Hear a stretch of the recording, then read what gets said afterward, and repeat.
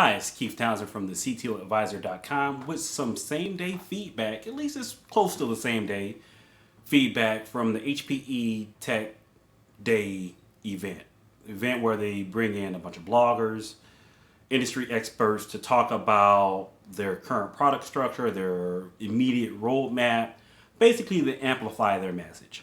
And sometimes I'll come out of these events and I'll blog, and other times I may not. It depends on how interesting the message was. Today, I have to say the message was interesting. It was more composable infrastructure, which I've heard this message. This is probably the third or fourth time, either from a blogger perspective or a customer perspective, that I've heard the message around composable. In addition to composable, was the message around their HCI solution. I walked away with something that I didn't expect. I expected to come in, learn the details, the nitty gritty of their HCI solution based on their DL380. DL380, if you're an HPE customer, you know it's kind of the bedrock of virtualized environments.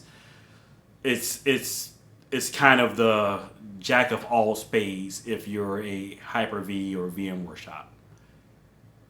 Synergy has been a little bit harder to explain. Is it a C7000 with some special software on it? Is it just the next blade chassis technology? If it was just the latest blade chassis technology, it would maybe be interesting. But this combination of the ideal of composable infrastructure has kind of clarified to me why HP from an engineering perspective hasn't been overly aggressive and coming out with a 2U HCI box to beat the Nutanix and simplicities of the world. The ACI solution, pretty interesting. 2 node cluster, $80,000, etc., etc. It's everything you expect ACI to be for what the basic use cases for traditional 2U ACI. I'm going to make the argument that Synergy is the true HCI solution here. I walked away thinking, if I'm a large scale data center and I need to think about what my hybrid cloud or my hybrid infrastructure looks like, it would look like about what HPE is preaching synergy and composable infrastructure is.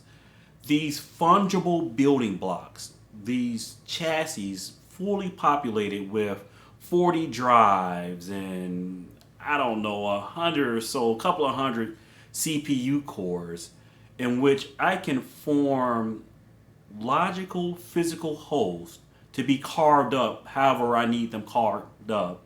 And then I can recompose them on the fly to be anything that I need it to be. For example, I think these things take roughly 8 to 12 blades. Speed, I'm not a speeds and feeds guy. But I can create a 2 core or 2 socket physical host and take memory and storage from different parts of that chassis and carve up and make physical representations of servers that I need. And then using their orchestration software, I can compose that to be whatever I need it to be. Today it can be Exchange server. Tomorrow it can be a VMware host. I've heard that message before. Why does it resonate today more so than ever? I think because they put it alongside ACI.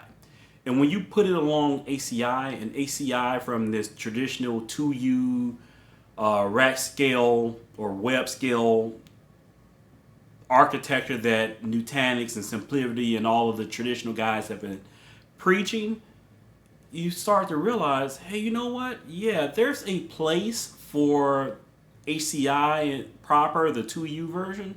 But when I'm talking about kind of rack scale or data center scale solutions, I want my entire data center to be hyperconverged.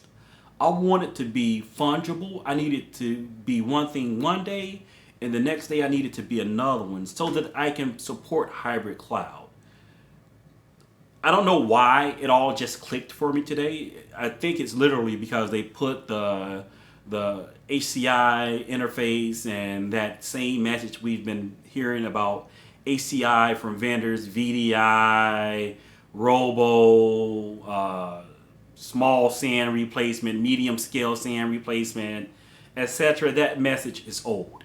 The synergy message and composable message is fairly new, but when you put it together and you figure out what it is that you're aiming for the future of data center, I think HPE has the right vision.